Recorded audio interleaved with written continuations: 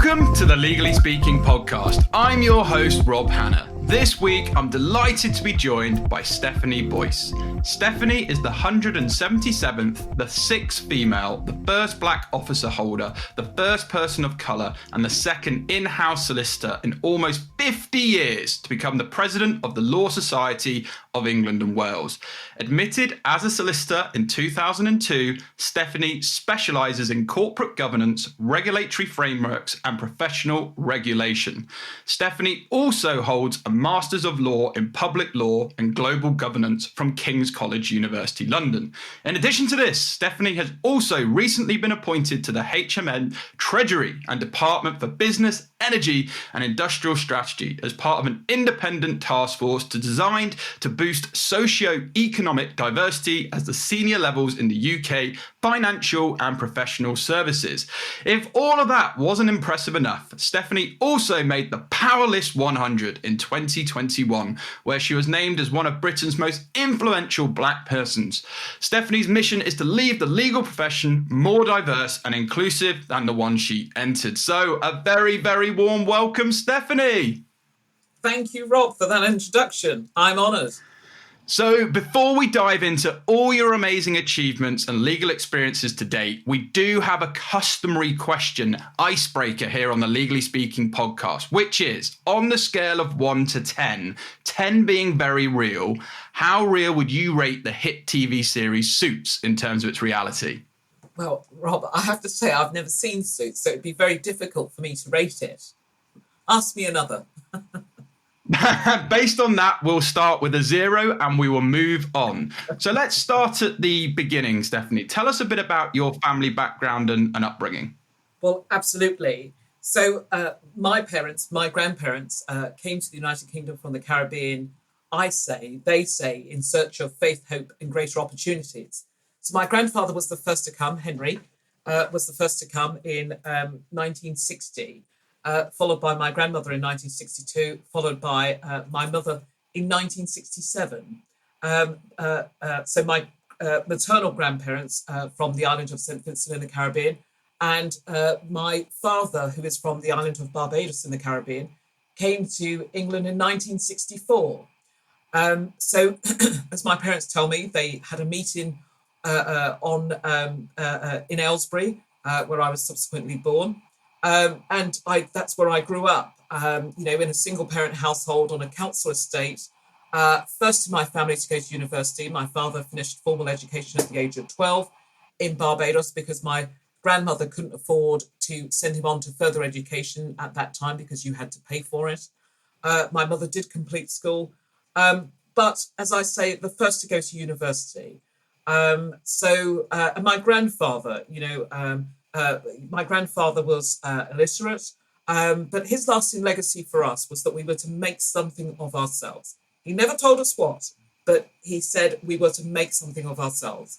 And I have held true to that wish to this day. Thank you for sharing that. And what a wonderful wish to carry through. So you mentioned to make something of yourselves, but what inspired you to pursue a career in the legal industry?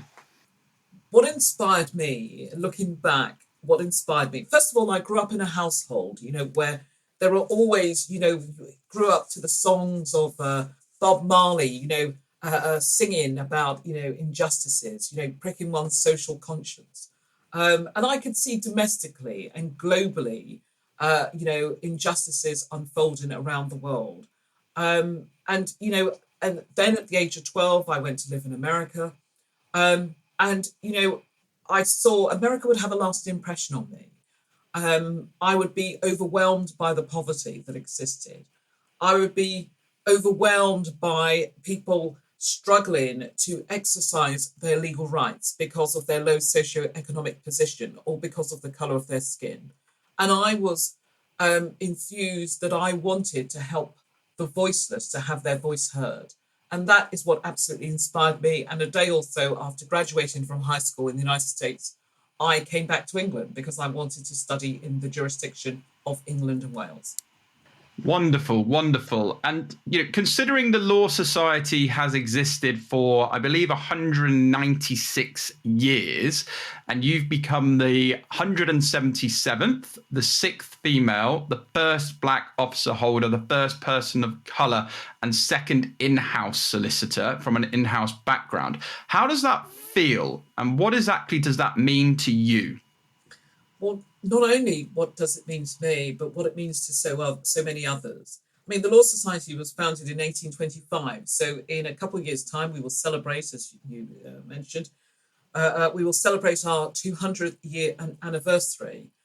We received our Royal Charter in about 1845. So hence why, there's only 177 presidents. And then if you make way for a couple of world wars and so forth in between.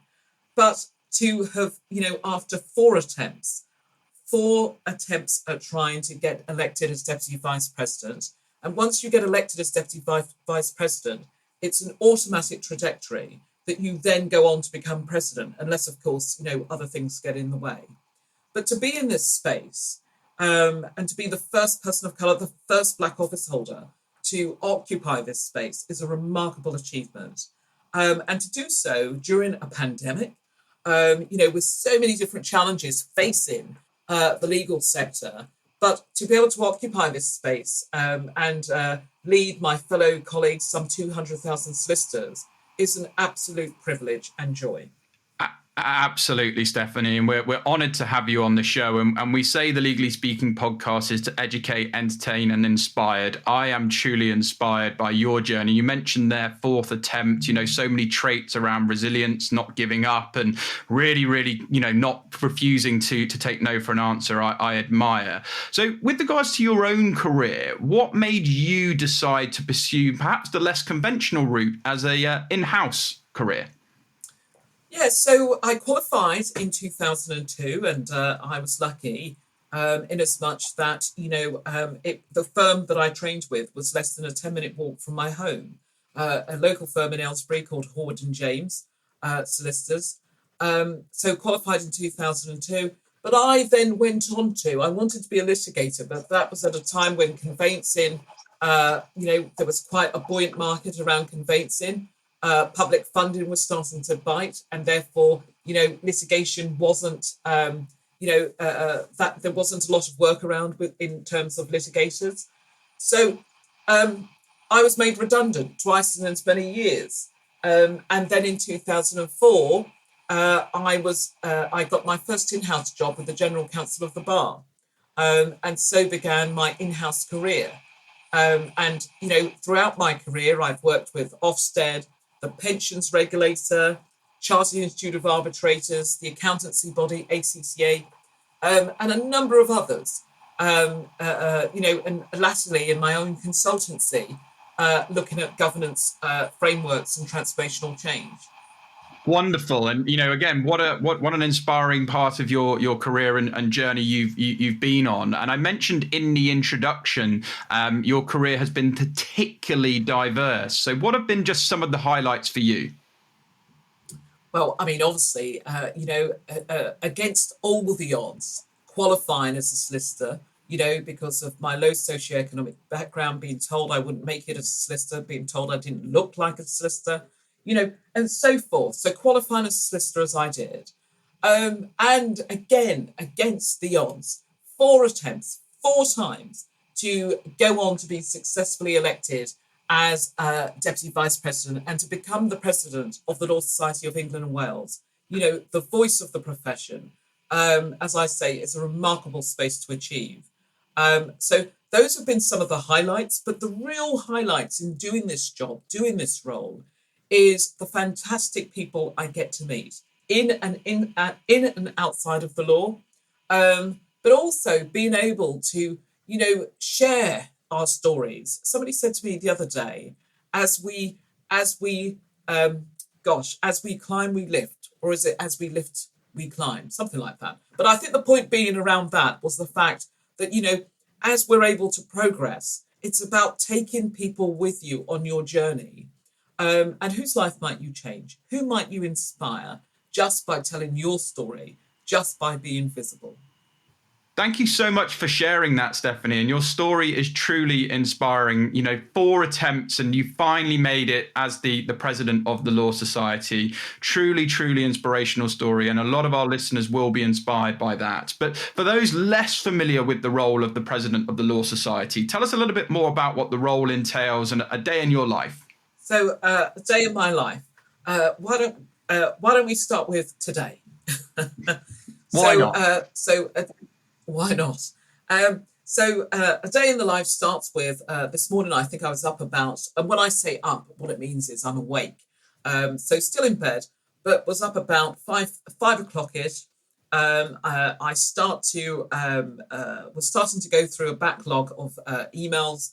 I like to listen to I listen to the same podcast every single day by a chap called Joel Osteen. And what I like about Joel is he mixes, he's a bit of a televangelist, but he mixes scripture with positive thinking. And he gets me started for the day. Alarm goes off at 6 o'clock. I'm out of bed at 6:30. And this morning, my first interview was at 9 o'clock. So I did an interview earlier this morning. This is my second interview or whatever you choose to call it. I then have a series of meetings, a virtual presentation later on this afternoon, and then I will travel to Birmingham, where I will attend Birmingham Law Society's presidential dinner. But the role is much more than that. As I said earlier, I come to this role at a time of challenge, unprecedented change. We're in the middle of a pandemic. So whilst, restrictions are easing, what being in a pandemic has meant for some of our members is that they have had to embrace technology very quickly, almost overnight, in order to keep working, in order to keep communicating. Firms have closed, for one reason or the other, because of low footfall, because of lack of funds and so forth, lack of investment, firms have closed. But also, we have seen the workforce, courts have been closed. So that meant that potentially firms couldn't work. And we've seen the workforce work from home. So lots of challenges, but the role is also an ambassadorial role. So not only do you advocate on behalf of your profession with government ministers that you try and influence and lobby on points of law, the Law Society is politically neutral. But also, you attend lots of dinners, you speak at lots of public engagements.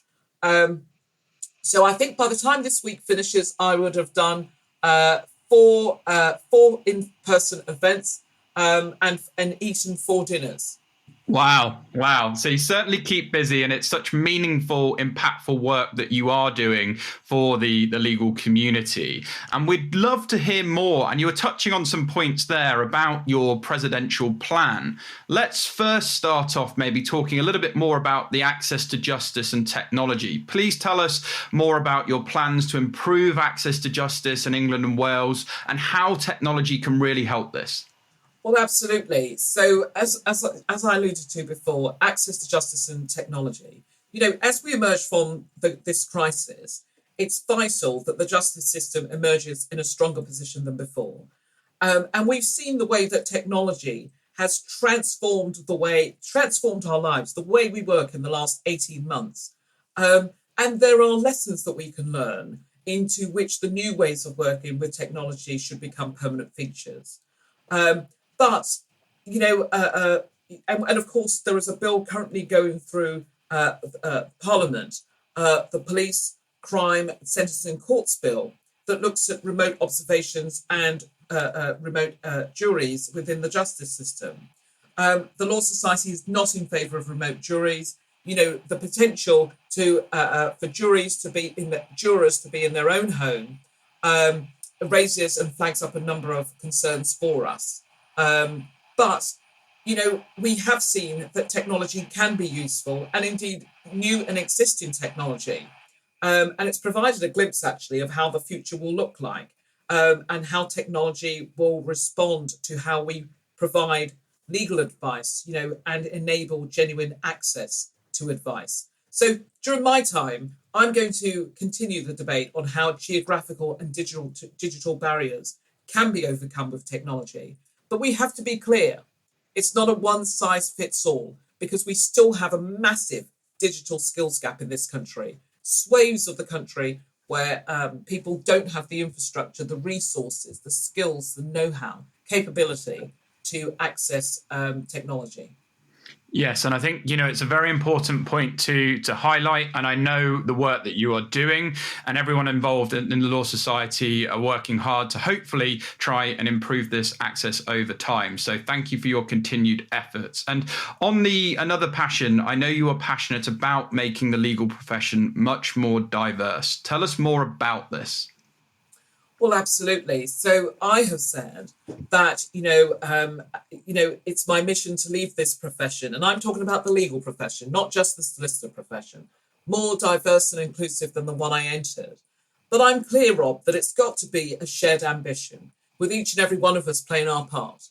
So we know that 5% of our colleagues are from an LGBT plus background, just under 17% identify as having either a physical disability or a mental disability. 17.5% of our colleagues are from a Black, Asian, minority ethnic background, and just over 52% of practicing colleagues, those with a practicing certificate in the solicitor profession, are female. But those numbers are not equating to the senior parts of our profession.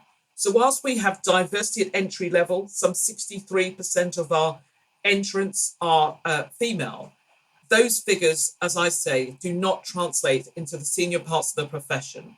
And if you couple all of that with your background, your low socio-economic background, then it presents even greater barriers. So we still need to do more to challenge the stereotypes of what a solicitor should sound like, look like, where they should come from. And anyone with the necessary skills, knowledge, and commitment to become a solicitor, in my view, should be supported, enabled, and empowered throughout their career. Because we want to show people, or to show that people from all walks of life and backgrounds can make a valuable contribution in our profession.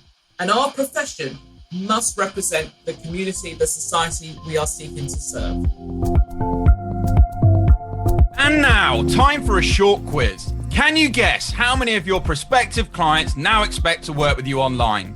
If you guessed almost 4 out of 5, or 79%, you got it right. Want to learn more about where the future of the legal profession is headed? Then leading practice management software provider Clio has just released a resource I think you're all going to love.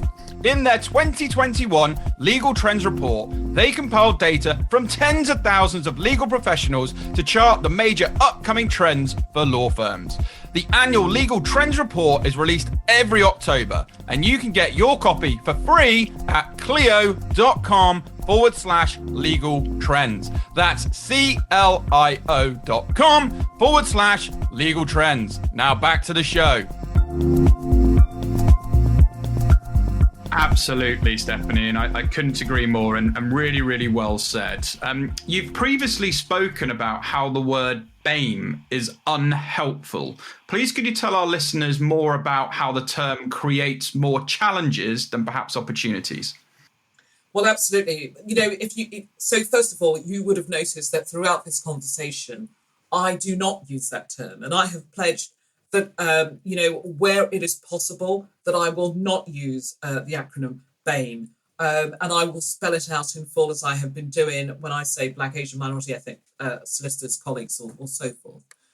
We know that there are disparities within that acronym. So, for instance, if you look at the legal sector as a whole, while 17.5% are from a Black, Asian, minority ethnic background, we know that 10% are Asian, and only 3% are Black, and the remainder is of different ethnicities.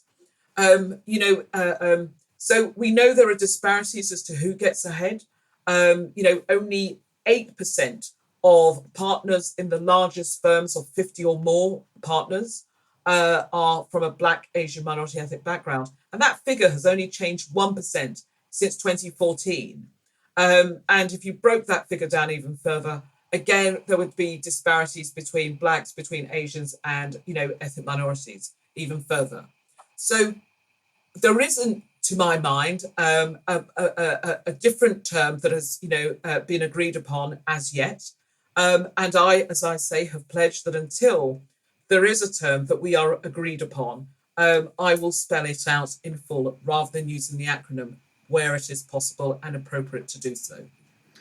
And I think that's just testament to your leadership and supports your mission and what you are trying to achieve. So thank you so much for explaining that and giving us some extra context. So following on from that, what would you say are currently the biggest barriers to the legal profession? I think, obviously the biggest barriers at the moment are in terms of, trying to get into the profession, whether that's for cost, whether that's through networks, established networks and so forth. But of course, we have recently, on the 1st of September this year, seen the introduction of the Solicitors Qualifying Examination.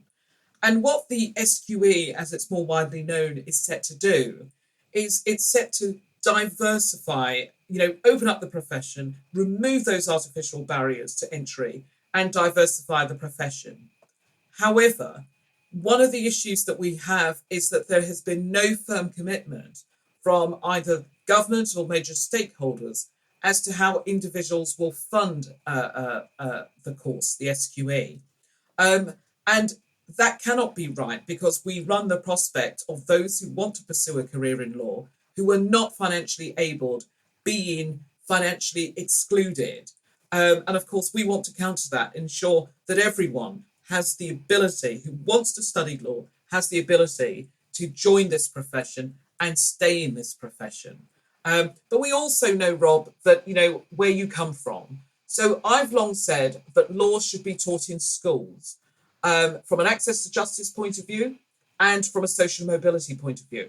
And if I pick up on the social mobility point of view to start with, if we start to teach law in schools from a younger age, it starts to demystify some of those myths around it's an elitist profession, it's not a profession that looks like me, sounds like me, it's not a profession where I belong.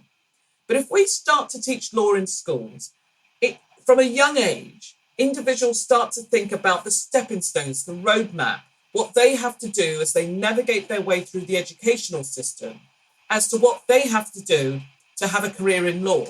Even down to what university they should go to, because we know that, lawyers like to recruit from Russell Group universities. But we also know that from those networks comes work experience, comes sponsors, mentors. And for most of us, lots of us, including myself, I didn't have access to those networks. I didn't know a solicitor that I could ask a question, or can I have work experience, until I was second year at university. So it's important that as a career, as a profession, we highlight and advocate to get law added to the national curriculum.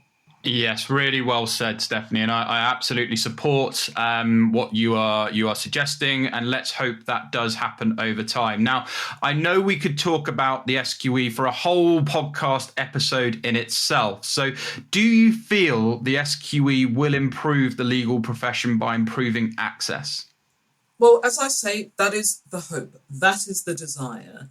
It's early. Obviously, it's too early to tell because, as I say, it only launched on the 1st of September. But if there is no commitment from government, from major stakeholders to fund the SQE, then, as I say, we run the potential of financially of those who want to pursue a career in law, who do not have the resources to do so, being financially excluded. And that cannot be right. Now, the Solicitors Regulation Authority, the SRA, has committed to monitoring the SQE, to monitor it over the next coming years. And we will hold the SRA to that. And if it's not working, if we know that there are bottlenecks, then we will work with the SRA to ensure that, as I say, that those individuals who want to pursue a career in law are not financially excluded. Yes. Let's hope. And I love that you are talking around collaboration there and working with the SRA to achieve the overarching goal of greater access to the profession. And do you agree that we should encourage aspiring and current practicing lawyers to be more human and allow them to embrace their creativity on top of their academic prowess, particularly off the back of the pandemic?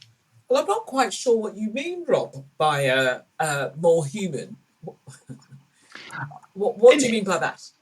I think, we're seeing now that a lot of lawyers are opening up and, showing a little bit more about their authentic selves, perhaps on online and on social media, and perhaps being a little bit more relatable than perhaps the legal industry was previously. Do you think that is a positive for the industry? And there's a real wave of creativity in terms of aspiring lawyers coming in with lots of ideas, which potentially could be good for business development for firms and client attraction over time. I think that goes back to, what I was saying before about, we've just been through some of the toughest times. We're still going through some of the toughest times. And I think, a period of reflection. We've all taken the time to reflect. This pandemic nobody has escaped, this pandemic. We've all been touched by it in some way. And as I say, I think that's given us the opportunity to reflect. When others tell their story, I've often been asked, why do you tell your story? Coming from a single parent household and so forth. And I say, well, why not? I'm not embarrassed about my story, about my background. This is my badge. This is who I am. And when you tell your story, somehow it empowers others to tell their story. And by telling our story, we enable others to rise. And that's absolutely what it's about. It's about bringing your true, authentic self to work and feeling empowered enough to do so. Here. Really well said, Stephanie. And I couldn't agree more. And how can people in the legal industry help you with your mission? Well, as I say, when I said about my mission to leave this profession, and we each have a role to play, we must all take a look at the culture of the organizations we work in. We must look at, whether or not there is, work allocation, whether or not, the distribution of work is fairly being distributed, how we recruit, where we recruit, the language that we place in our adverts on our website. If people can see it, they can aspire to be it.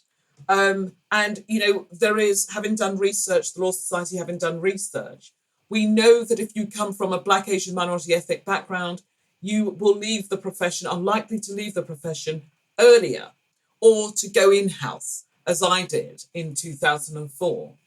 Because potentially we feel that, as I did, that I would have a greater opportunity in respect of career progression, more flexibility, so we need to look at the whole holistic picture and what more we can all do. So if we don't have some of those things in our current organisations, in our current businesses, then it's right that we ask, why are we not doing this? And that we look, rather than looking in the same old place for talent, much of the same old, that we start to look in different places, because talent can be found in everywhere.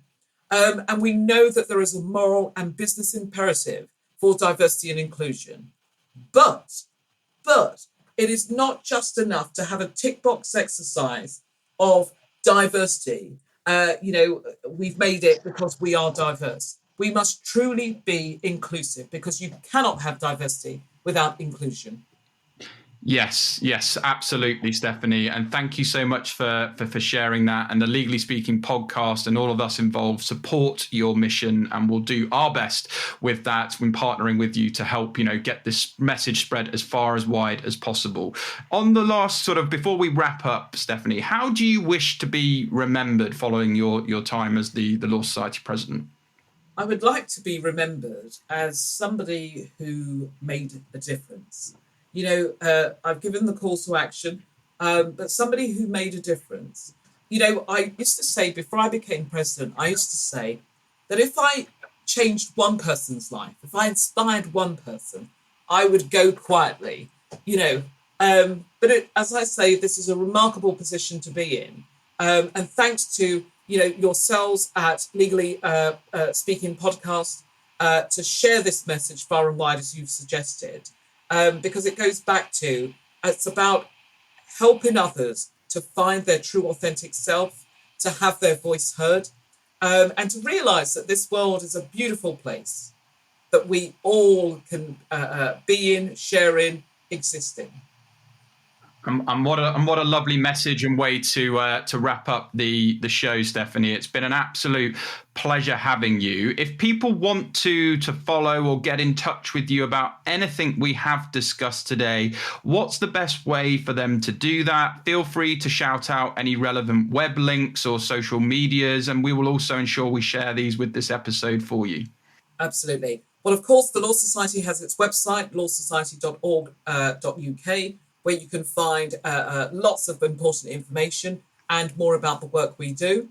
If you wish to get in touch with me directly, you can connect with me on LinkedIn, or you can follow me on Twitter. I believe it's i.stephanieboyce or iStephanieBoyce1 on Twitter.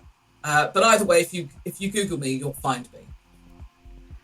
Yes, they will, most definitely. Well, thank you so much once again, Stephanie. It's been a real pleasure having you on the show.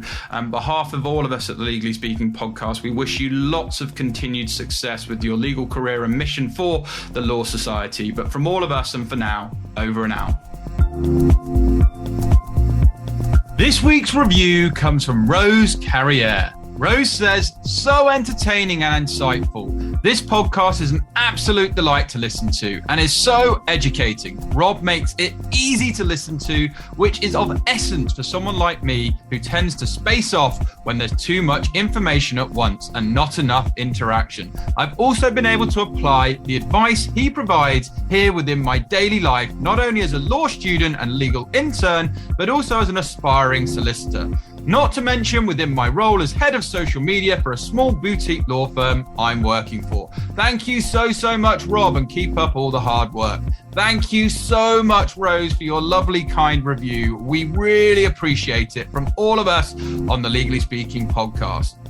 If you would like a shout out on the show, all you have to do is leave us a rating and review, and we'll ensure we shout you out at some point during season 5.